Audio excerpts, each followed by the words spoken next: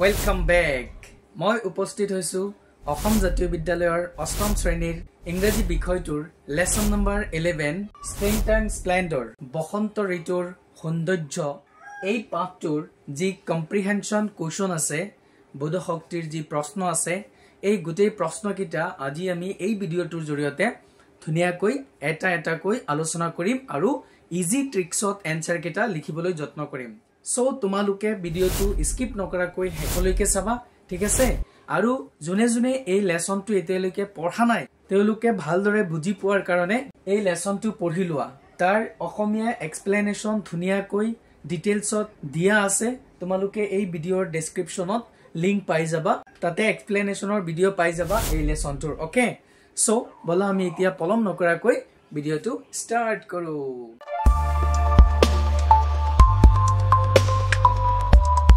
My dear students, so prathome amak ki koise answer the following questions in complete sentences mane tolot ullekh kora proshno bilakor sampurno bakyot uttor dia ami ei lesson tur pora ki proshno pao ki bikhoy bostu ami janibo parisu tar uporot bhitti kori amak kisuman proshno hudise jar uttor ami etia dibole ulaisu prothom proshno tu soa ki koise What type of boy is Rihan? Rihan keniko dhoroner lora. What type of boy is Rihan? Rihan keniko dhoroner lora. Okay. Etu hoise proshno. Buji paisane? So, your answer hoise Rihan keniko lora hobo pare? Rihan is a cheerful and sensitive boy. Rihan hoise ejon hahimukhiya cheerful mane hahimukhiya and sensitive mane সংবেদনশীল বুজি পাইছানে সংবেদনশীল লৰা who loves nature and his village tradition যি জনে প্ৰাকৃতিক ভাল পাইছে আৰু তেওঁৰ গাঁৱৰ যি পৰম্পৰা ট্ৰেডিশনস গাঁৱৰ সেই পৰম্পৰাক খুব ভাল পাইছে কোনে ৰিহনে তো আমি কি বুজি পালো যে ৰিহন হৈছে এজন খুব হাঁহিমুখিয়া আৰু সংবেদনশীল লৰা হয় আৰু তেও যি প্ৰাকৃতিক দৃশ্য প্ৰাকৃতিক খুব ভাল পায় আৰু গাঁৱৰ যি পৰম্পৰা সেই পৰম্পৰাক ভাল পায় কোৱেশ্চন নম্বৰ 20 হোৱা বি কি আছে how does Rihan feel at the advent of spring বসন্তৰ আগমনত at the advent মানে আগমনত বসন্তৰ আগমনত ৰিহনে কেনেকুৱা অনুভৱ কৰে যেতিয়া বসন্ত আহে তাৰ আগমনত ৰিহনে কেনেকুৱা অনুভৱ কৰে কেনেকুৱা ফিল কৰে সেই প্ৰশ্নটো সুধিছে আমি ধুনিয়াকে পাইছো লেসনত হয় নহয় যে Rihon feels excited and joyful at the advent of spring বসন্তৰ আগমনত ৰিহনে উত্তেজিত আৰু খুব আনন্দ অনুভৱ কৰে মানে খুব এক্সাইটেড হয় আৰু জয়ফুল হয় বুজি পাইছানে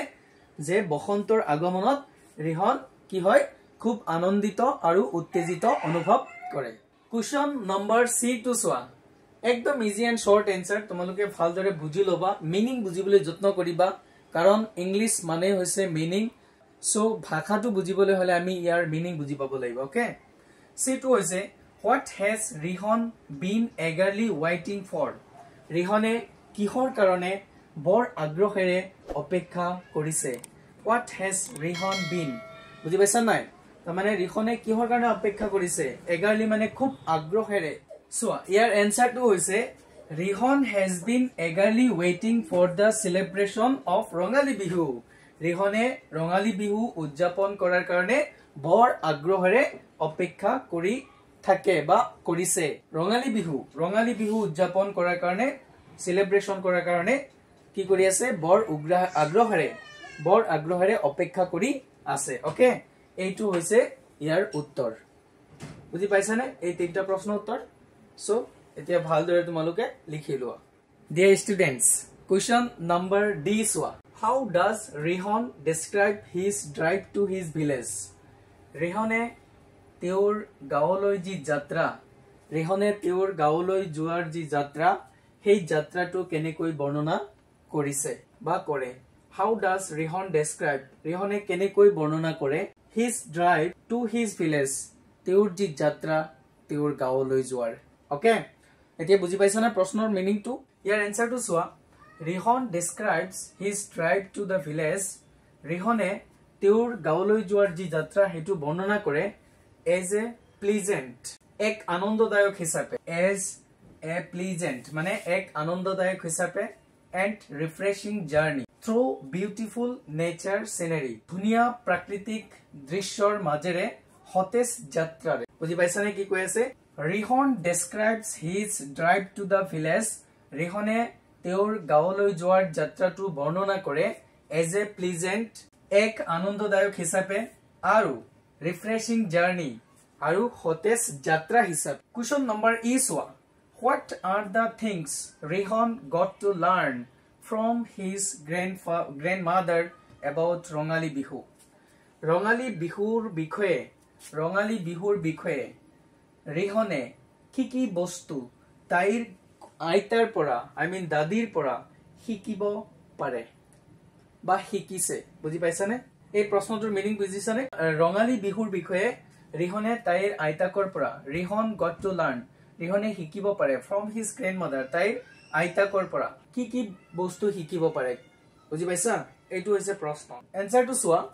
ৰিহন লাৰ্নড many things ৰিহনে বহুতো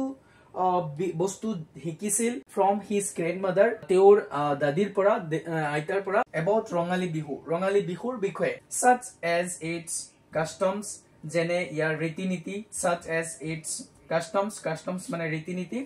যেনে ইয়াৰ ৰীতি-নীতি ৰঙালী বিহুৰ যি গীত আছে songs এই গীতবোৰ dances মানে নৃত্য বিহুত যি নৃত্য হয় বিহু নৃত্য সেই নৃত্যৰ বিষয়ে and the spirit of joy আনন্দৰ উল্লাসৰ যি শক্তি আত্মা হেতু বুজি পাইছে and togetherness আৰু ঐক্যতা একতা যিটো এই ৰঙালী বিহুৱে কঢ়িয়াই আনে যিটো ৰঙালী বিহুৱে কঢ়িয়াই আনে that it brings যিটো ৰঙালী বিহুৱে কঢ়িয়াই আনে ওকে এইটো হৈছে আনসাৰ এই কথাখিনি এই বস্তুখিনি ৰিহনে তেওঁৰ দাদিৰ পৰা শিকিব পাৰিছিল বা শিকিছিল ওকে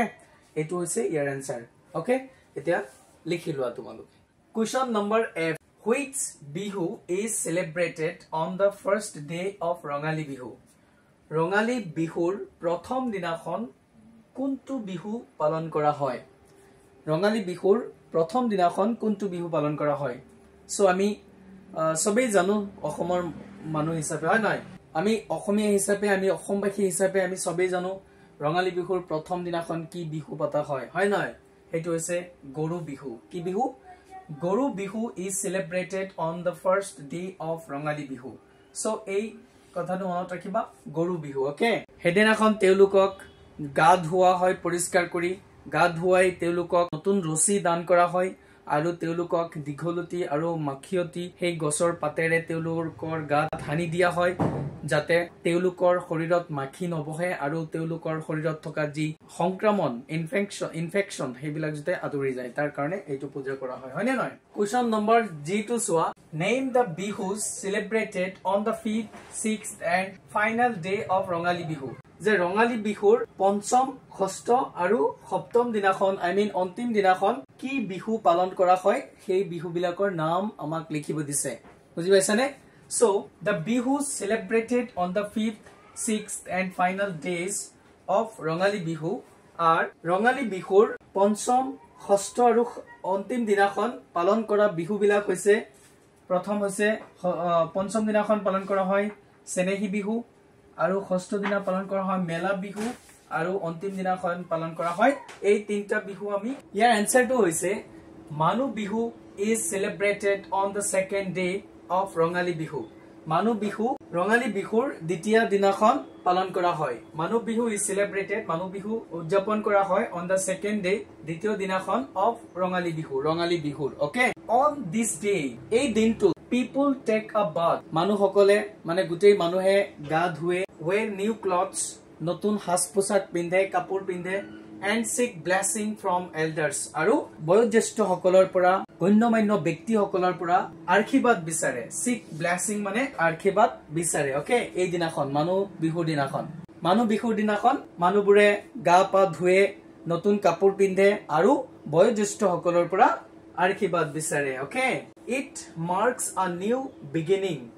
এইটোৰ দ্বাৰা কি কৰা হয় নতুনকৈ আৰম্ভণি কৰা হয় জীৱনটো নতুনকৈ আৰম্ভ কৰা হয় তাৰ চিহ্নিত কৰা হয় এণ্ড চিম্বলাইজেছ পিউৰিটি আৰু বিশুদ্ধতাৰ যেটো বিশুদ্ধতা শুদ্ধ সেইটো কি কৰা হয় উল্লেখ কৰা হয় বা চিহ্নিত ফ্ৰেণ্ডশিপ আৰু বন্ধুত্বৰ উল্লেখ কৰা হয় এণ্ড লাভ এমং পিপল আৰু মানুহৰ মাজত যি ভাল পোৱা সেইটো চিহ্নিত কৰা হয় মাই ডিয়াৰ ষ্টুডেন্টস এইটো হৈছে মানুহ বিহুৰ দিনাখন কৰা কামকাজ মানুহ বিহুৰ দিনাখন কি কৰে সেইখিনি কথা ইয়াত ধুনিয়াকৈ লিখা আছে question number 3 write briefly about the things that caught Rihon's eye as he reached his village সমকৈ বৰ্ণনা কৰা write briefly সমকৈ বৰ্ণনা কৰা about the things বস্তুবোৰৰ বিষয়ে that caught Rihon's eye ৰিহনৰ চকুত পৰা বস্তুবোৰৰ বিষয়ে বৰ্ণনা কৰা as he reached his village যেতিয়া তেওঁ গাঁও গৈ পাইছে যেতিয়া তেওঁ গাঁও গৈ পালে গাঁৱত গৈ পোৱাৰ লগে লগে প্ৰথম কি বস্তু ৰিহনৰ চকুত পৰিছে সেই বস্তুখিনিৰ বিষয়ে সমকৈ আলোচনা কৰিব দিছে সমকৈ উল্লেখ কৰিব দিছে মাই dear students most important question এই দুইটা my dear students এই দুইটা প্ৰশ্ন most important এই দুইটা প্ৰশ্নৰ পৰা যিকোনো এটা প্ৰশ্ন আহিবই 100% ইয়াত 2 বা 3 নম্বৰ দিব ওকে সো question number 3 যেটো answer to চাই লোৱা answer to হৈছে as Rihon reached his village Rihon তেওঁৰ গাঁও গৈ পোৱাৰ লগে লগে as Rihon reached his village reach মানে গৈ পোৱা তো ৰিহনে গাঁও গৈ পোৱাৰ লগে লগে he noted the lush green fields তেওঁ সজীৱ হেউজিয়া পথাৰ দেখা পাইছে lush মানে ৰসাল হেউজিয়া পথাৰ দেখা পাইছে blooming flowers ফুলি থকা ফুল দেখা পাইছে and the cheerful faces of people preparing for bihu আৰু হাঁহিমুখীয়া and the cheerful faces হাঁহিমুখৰ লোকসকলক দেখা পাইছে and the cheerful faces of people লোকসকলৰ হাঁহিমুখ দেখা পাইছে preparing for bihu তেওঁলোকে বিহুৰ কাৰণে প্ৰস্তুতি কৰি আছে আৰু তেওঁলোকৰ মুখত হাঁহি আছে the vibrant decorations আৰু স্পন্দনশীল সজ্জাবোৰ মানে খুব ডেকোৰেশনস সজ্জা কৰিছে and the sound of drums আৰু ঢোলৰ যি শব্দ and songs আৰু গীতৰ যি শব্দ এইবোৰে কি কৰিছে filled him with happiness সুখেৰে তেওঁৰ অন্তৰটো ভৰি পেলাইছে and excitement আৰু উত্তেজনাৰে তেওঁৰ হৃদয়টো ভৰি পেলাইছে সো এইখিনি বস্তু তেওঁ যেতিয়া গাঁও গৈ পাইছে গৈ পাওতে এইখিনি বস্তু তেওঁৰ চকুত প্ৰথমে পৰিছে মৰমৰ ছাত্ৰছাত্ৰীসকল বুজি পাইছা নহয় কাৰণ এই দুইটা প্ৰশ্ন বহুত ইম্পৰ্টেন্ট আৰু ইয়াৰ পৰা যিকোনো এটা আহিবই 100% গ্যাৰান্টি সো তোমালোকে ভালদৰে বুজি লবা আৰু এতিয়া ধুনিয়াকৈ লিখি লোৱা okay my dear students question number 4 state whether the following sentences are true or false তলত উল্লেখ কৰা বাক্যবিলাক সঁচা নে মিছা true নে false সঁচা নে মিছা হেতু আমাক উল্লেখ কৰিব দিছে মন্তব্য দিব দিছে ওকে প্ৰথমটো সোৱা প্ৰশ্ন Rihon's diary is his confident his closest friend ৰিহনৰ ডায়েৰীটো তেওঁৰ আত্মবিশ্বাস আৰু তেওঁৰ অন্তৰংগ বন্ধু কথাটো সঁচা হয়নে yes এটো হ'ব true কথাটো কি সঁচা হয়নে তাৰ পিছৰটো সোৱা the beauty of the spring season never fails to lift Rihon's spirit বসন্ত ঋতুৰ সৌন্দৰ্যই তেওঁৰ যি মনৰ উৎসাহ মনোবল সেইটো কেতিয়াও